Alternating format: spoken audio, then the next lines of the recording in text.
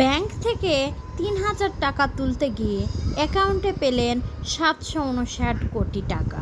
Bank থেকে টাকা তুলতে গিয়ে অবিশ্বাস্য ঘটনার মুখোমুখি হয়েছেন পশ্চিমবঙ্গের মুর্শিদাবাদ জেলার কালিকাপুর গ্রামের এক গৃহবধূ।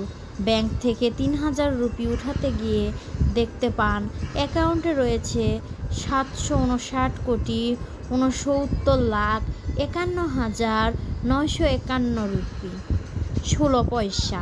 পরিবার সূত্রে জানা গেছে, শরীফা খাতুনের স্বামী ও অন্যান্য আত্মীয়রা তামিলনাড়ুতে পরিযায়ী শ্রমিক হিসেবে কাজ করেন। সেখান থেকেই তার দেবর সেন্ট্রাল ব্যাংক অফ ইন্ডিয়া অ্যাকাউন্টে ৩,০০০ রুপি পাঠান। ওই টাকা তুলতে ব্যাংকে গেলে শরীফা খাতুন জানতে পারেন তার অ্যাকাউন্টে কয়েকশো কোটি রুপি বেশি জমা রয়েছে।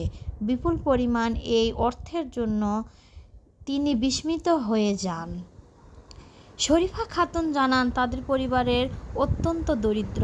সংসার চালাতে পরিবারের পুরুষ সদস্যের ৩ রাজ্য পরিযায়ী শ্রমিক হিসেবে কাজ করতে হয়। হঠাৎ করে ব্যাংক অ্যাকাউন্টে এত বিপুল পরিমাণ অর্থ দেখে তিনি আতঙ্কিত হয়ে পড়েন। ভয়ে তার হাত পা কাঁপতে শুরু করে।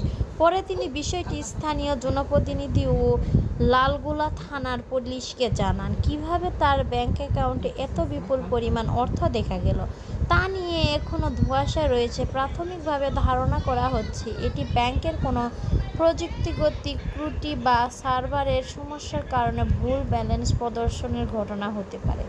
তবে এ বিষয়ে এখনও ব্যাংক কর্তৃপক্ষ থেকে আনুষ্ঠানিকভাবে কোনো সুনির্দিষ্ট কারণ জানা হয়।